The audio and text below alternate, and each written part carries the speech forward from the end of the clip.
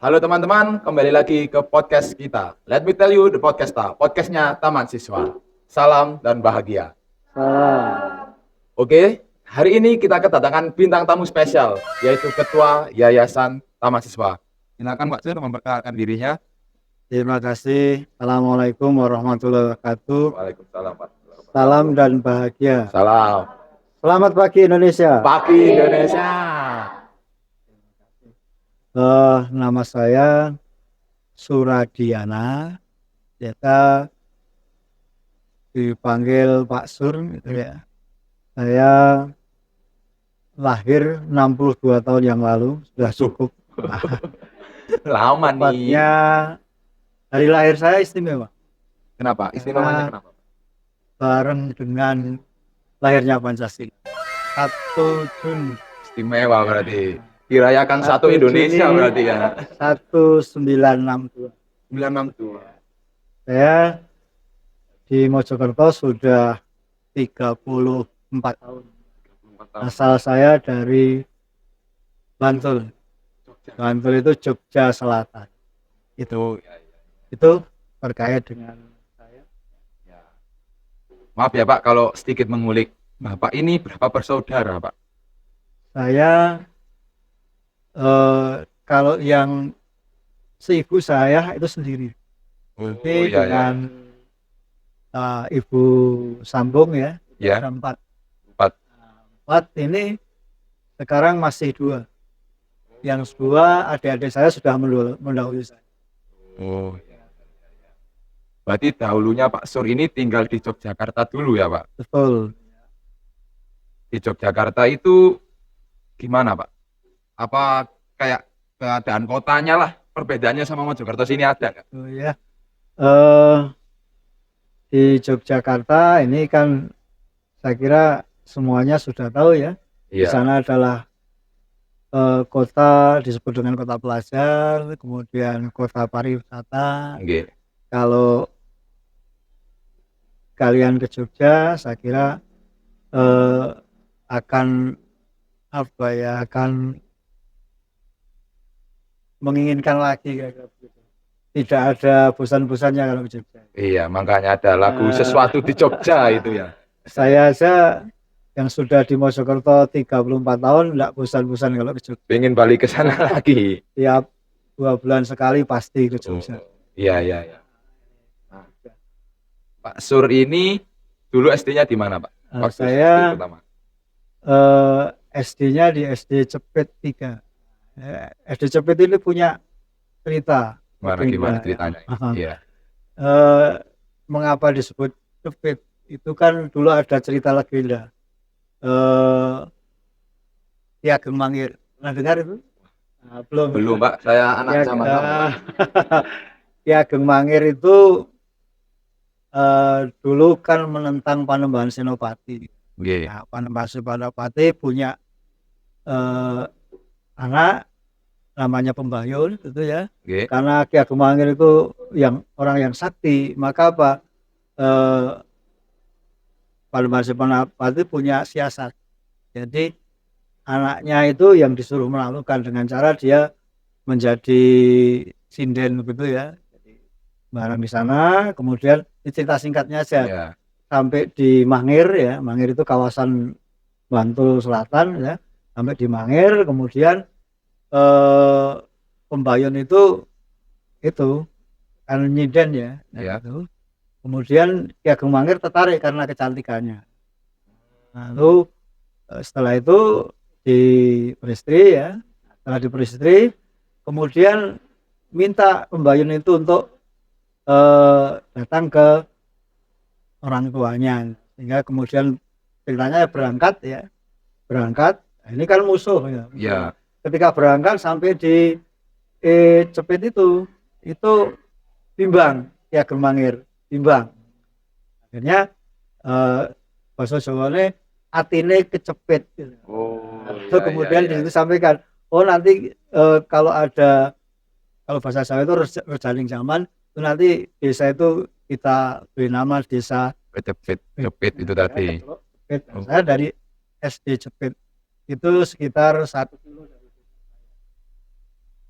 Di situ 6 tahun di SD, 6 tahun, 7 tahun. 7 tahun. Enggak naik berarti, Tidak Pak. naik 1 kali. Bahaya. Nah, kenapa tidak Kenapa naik? itu, Pak? Nah, ini karena bakti terhadap Mbah. Di kelas 2 awal ya, kelas 1 naik kelas 2, Mbah itu dibawa Pak D ke Sumatera, di Prabu Mulih sana. Karena Pak D ini pegawai Pertamina. Nah, karena saya dulu itu dekat dengan Mbah, saya dibawa sekalian. Maunya disuruh sekolah di sana. Nah, ternyata di sana itu sekolahnya sudah bahasa Indonesia, sehingga harus menyesuaikan. Sehingga Pak tidak bisa. Tinggal 6 bulan nganggur. Nah, kebetulan setelah 6 bulan, Mbah ini nggak kerasan di Prabu Mulih. Balik ke Bantul itu. Balik ke Bantul. Sehingga selama 6 bulan nggak masuk. Nah, lalu kembali ke sekolah di SD Cepit itu, lalu sama gurunya karena tidak memenuhi syarat nggak naik. Ceritanya bukan karena bolos, Bukan karena tapi bolos karena ya. bakti kadang Mbah. Berarti ini tidak naik yang baik karena berbakti. Kalau yang nggak baik bolos, kopi biasanya. Setelah 7 tahun di SD Jepit ya Pak ya. SMP-nya di mana? SMP-nya SMP Negeri 2. Jogja. Betul. SMP Negeri 2. Itu sekarang terkenal, namanya diubah jadi SMP Negeri 1 Sewon. Karena kebetulan Daerahnya mungkin. pindah ke dulu di Bantul kotanya, sekarang pindah di kecamatan. 3 tahun di situ ya Pak ya. 3 tahun. Oke, aman berarti. 3 tahun termasuk ranking. Tapi ada satu hal yang tidak saya lupakan. Apa itu Pak? Ketika saya SMP, saya pertama kali pakai sepatu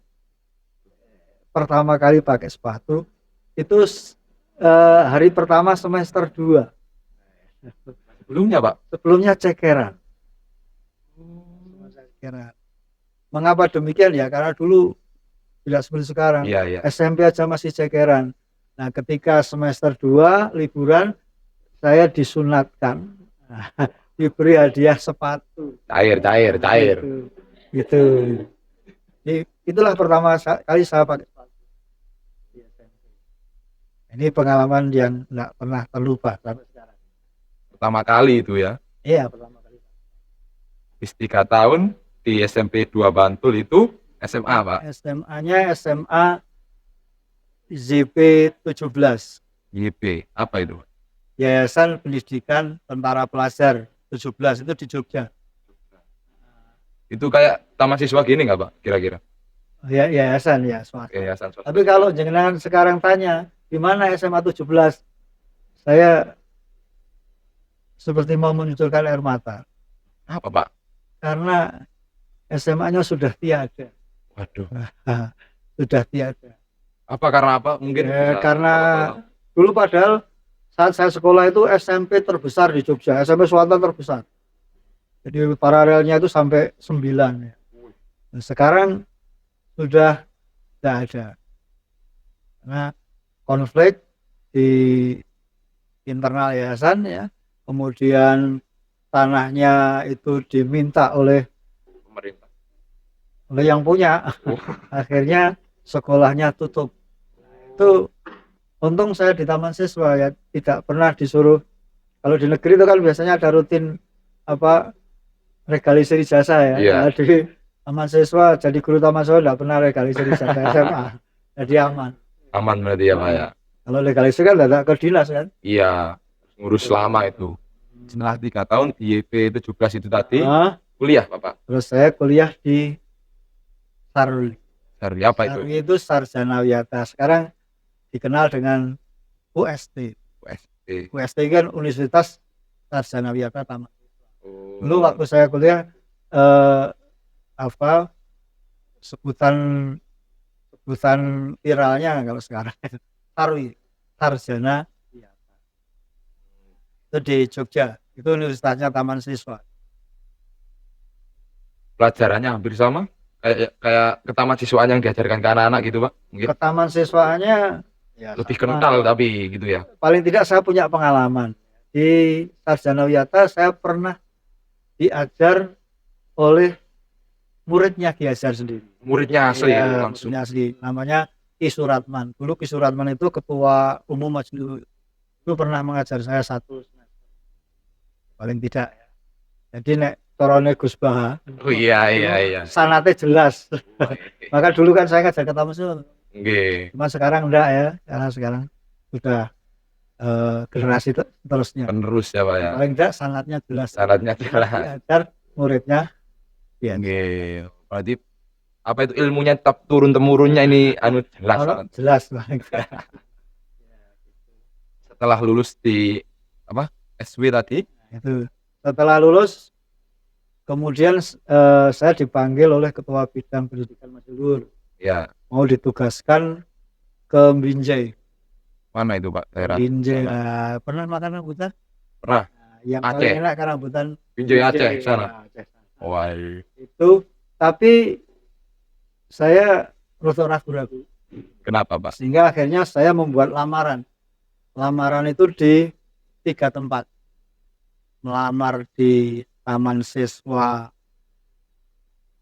Kebumen, Karanganyar ya, Ya. Kebumen. Satu melamar di Taman Siswa Madiun, kemudian satu melamar di Taman Siswa Mojokerto. Ini sekarang. Ya. Kan ya. Nah dari 3 lamaran itu diterima 2, tapi yang duluan itu Mojokerto.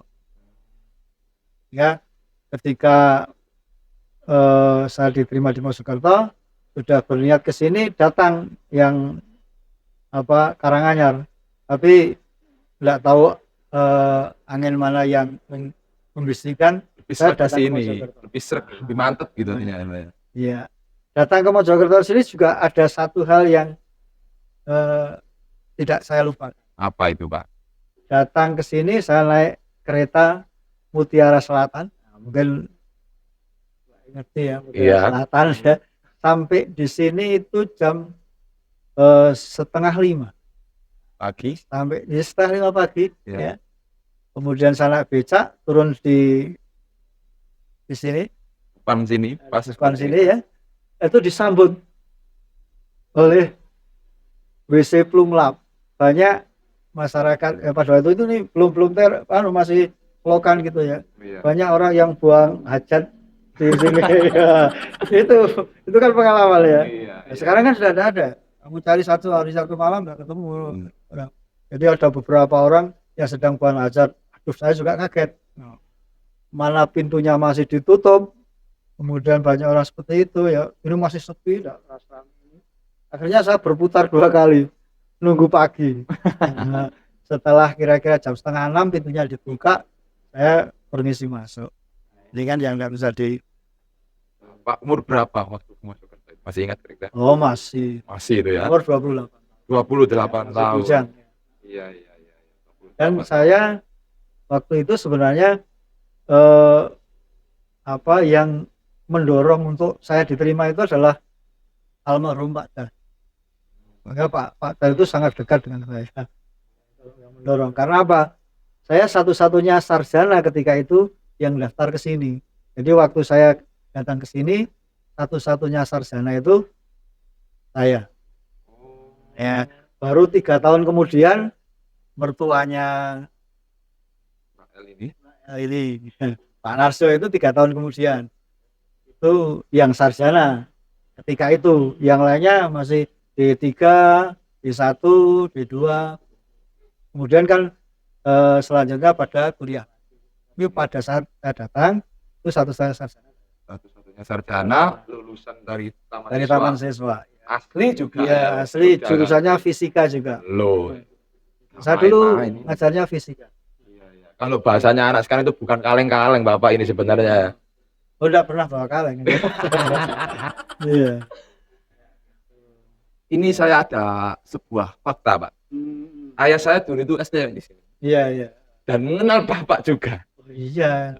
Saya dulu datang ke sini ngajar SMP, SMA, Berarti Bapak saya gak ngerowos berarti, Pak. Oh, iya. Asli berarti. Saya tuh kan daftar ke Taman Siswa itu dulu. Awalnya saya tanya ayah. Soalnya ayah kan lulusan Taman Siswa. Ya, aku daftar di SMA Taman Siswa yo. Ya nggak apa-apa, terserah. Lu kan pengen lulusan sih, aku pengen tahu gitu. Lu ayah pengen STM, gak apa-apa nih kamu pengen daftar. Terus saya daftar, ayah tanya, ada Pak Suratiana? Ada, ngajar kata mahasiswaan. Lu kan kok kenal, saya kaget. Iya, guruku pian. Iya. Ya memang saya dulu itu ngajarnya saya bahkan pernah satu hari itu sampai 60 jam lebih. Jadi kalau pagi ngajar sampai sore, pagi ngajar di SMP SMA, sorenya ngajar di SMK. SMK karena kan fisika sekarang kan gitu. Iya. Sur, eh, menurut Pak Sur, perbedaan anak-anak zaman dahulu sama anak zaman sekarang waktu Pak Sur mengajar apa? Eh ya ada bedanya ya. Iya, Yang jelas itu eh, manusia itu kan mengikuti zaman ya. Terus ya, seperti budaya. Budaya itu kan selalu mengikuti zaman. Tapi pada dasarnya sebenarnya enggak beda. Ya memang kan mestinya yang harus mengikuti zaman itu pamongnya juga. Karena kan tidak akan mungkin ya. Saya dulu waktu sekolah dengan kamu Hafid itu beda. Saya dulu waktu sekolah kan gak diriwi HP. nggih. HP gak ono. Iya, Jangankan HP, lihat TV aja di rumahnya Pak Lurah. Ya, kan kalau di kelas dulu pernah saya ceritakan ya. iya, Oh, itu. Sekarang kan HP itu sendiri kan sudah satu pekerjaan. iya. Bagaimana kita harus menyesuaikan dengan HP. Kebutuhan malah sekarang itu kan, Pak? Artinya memakai HP itu kan harus bijak ya. Iya. HP itu kan seperti sisi dua mata uang. Ketika kita bisa memanfaatkan dengan baik, maka kita akan dapat banyak keuntungan. Tapi kalau tidak kan kita akan Iya. rugi kan ya. Nggih. Tergantung kita saja sebenarnya. Ya sama saja. Sebelum HP dulu anak-anak juga ada sisi negatifnya juga. Sebelum HP ada waktu viralnya player itu juga gitu. Iya. Jadi anak-anak itu dulu banyak terganggu oleh apa nyewa player gitu. Nah, sekarang kan tidak ada. Iya. Nah, saya ini nek ono arek kemudian bolos karena nonton film nonton Nggak masuk akal, iya. karena di HP sudah tersedia. Sudah tersedia. Sama saja sebenarnya. Semakin zamannya berubah, hanya memang tantangannya Iya. berbeda. Ya tergantung dari konteks teknologinya dan ke depan mungkin tantangannya kan. Iya. Yang penting itu kita bijaksana, kita bisa mensikapinya. Itu kita akan berhasil. Nah, kan kata Pak Sun tadi kan sesuai perubahan ya Pak, sesuai zaman lah. Kalau di pelajaran taman siswaan ini kan, kalau katanya anak sekarang itu jadul kan Pak. Mohon maaf kalau anak-anak kan ada yang bilang ke taman siswaan ini pelajarannya udah terlalu Nah, menurut Pak Sur, bagaimana Pak menanggapinya gitu?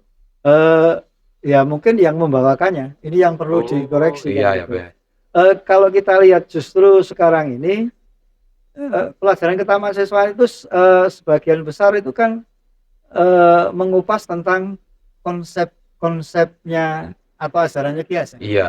Nah sekarang ini justru ajarannya Ki Hajar, konsepnya Ki Hajar itu sedang digalakkan oleh pemerintah. Kalau dilihat kurikulum Merdeka, Iya. itu konsep dasarnya dari Ki Hajar semua. Hanya memang kalau demikian maka apa? Guru-guru ketamasiswaan harus update bagaimana cara untuk mensiasati, bagaimana cara untuk mencari strategi. Kalau ajarannya tidak jadul ya.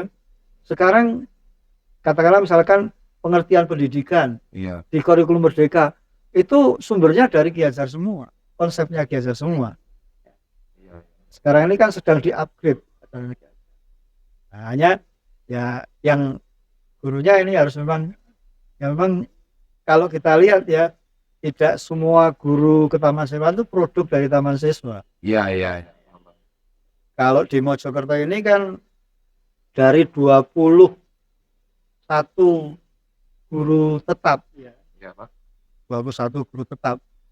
Itu yang produk asli taman siswa itu kan tidak banyak. Iya. Ya, saya produk asli. Tuh mertuanya Mbak L ini. Mbak L ini laki perempuan produk taman siswa. Yang Bunarjo itu lulusan D3, Pak Narsonya sarjana teknik itu produk.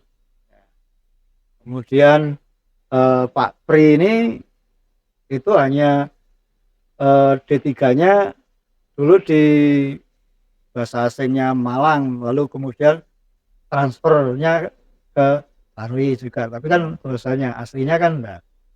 Asli itu sekarang.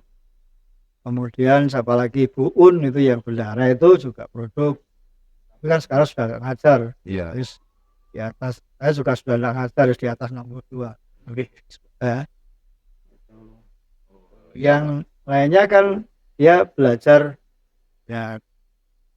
otodidak, kemudian belajar dari pengalaman, sehingga mungkin di situ perlu strategi bagaimana ngajar ke taman siswa yang baik. Itu yang perlu nanti. Nah, ini juga masukan ya, nanti Iya. kita akan coba untuk update guru-guru taman siswa.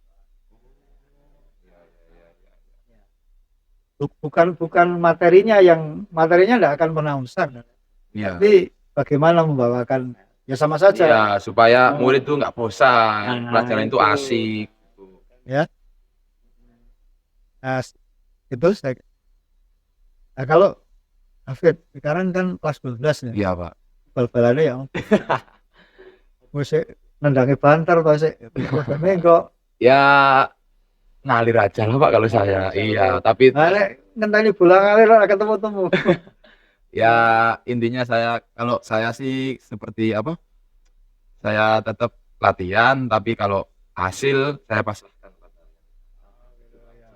Ya, jadi tapi harus punya niat untuk berusaha sekuat mungkin. Iya. Harus punya angen-angen ya. Saya nanti lulus SMA ini bal-balnya terus tagak. Karena pengalaman ya, saya kan dulu melihat anak-anak sepak bola itu kan mulai dari 2008 ya sampai 2021 kan. Iya. Itu kan banyak anak-anak sini yang dulu ketika di satu klub di taman siswa itu menonjol, tapi setelah lulus tidak kedengaran. Tapi yang biasa-biasa setelah lulus malah koncer namanya di atas. Kan, makanya kan Hafid harus punya cita-cita. Iya, Pak. Punya track yang jelas.